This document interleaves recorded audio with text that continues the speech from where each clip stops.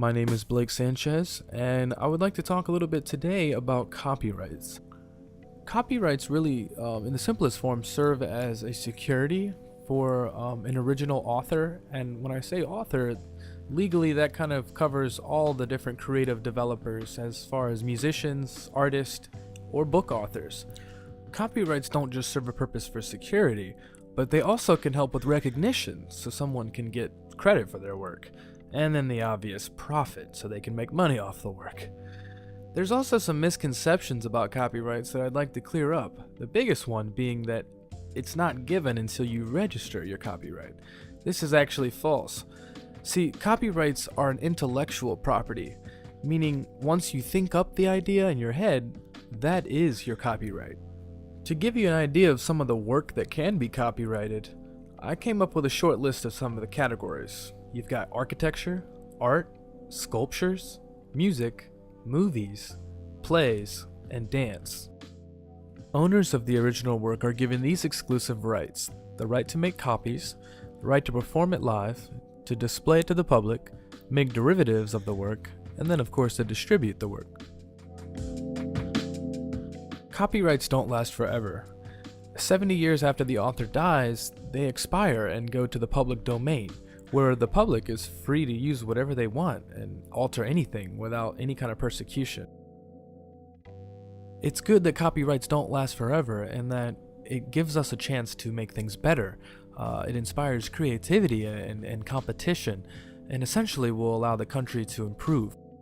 The public domain contains many influential works, including the Bible, Beethoven symphonies, the workings of Hamlet, and even some of the old atomic bomb videos.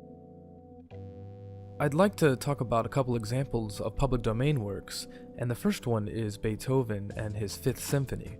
This was probably one of the most popular symphonies and works that he had completed, and it was roughly composed between 1804 and 1808.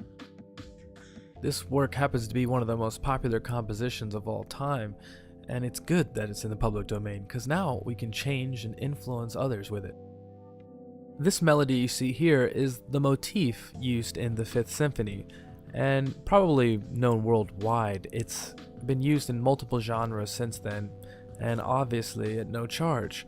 This is why I love the public domain. The next piece I want to talk about is the Mona Lisa. It was hand-painted by Italian artist Leonardo da Vinci in the early 1500s. Now, this piece is probably one of the most visited and well-known artworks around the world, but in my opinion, Leonardo would be proud of how many people know his work and can appreciate his work and how many people study his work, but on the other hand, I'm not too sure he'd be happy about the parodies. On the other side, as far as copyrighted works, here's an example of one that is, Fast and Furious. It's a series of race car action movies that are basically based around illegal street racing and heists. It's copyrighted by Universal Studios, and because of that, I'm sure that they're very happy to have pulled in over $2 billion in total sales from all 6 movies. Without the copyright, this wouldn't have been possible.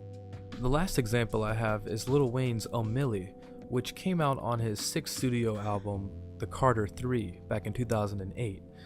Well, I am a recording artist and an engineer, so I'm of course going to be in agreement with having copyrights from music. They're very important, and Lil Wayne has a case that is a good example of why they are. He ended up suing Quincy Jones for using his song in a documentary in 2009 called The Carter. He basically played "A Milli" along with several other of Lil Wayne's songs without his permission. In this case, Quincy should have probably gotten licenses for this, but he chose not to. That wraps up this podcast on copyrights and the public domain. Hope you've enjoyed.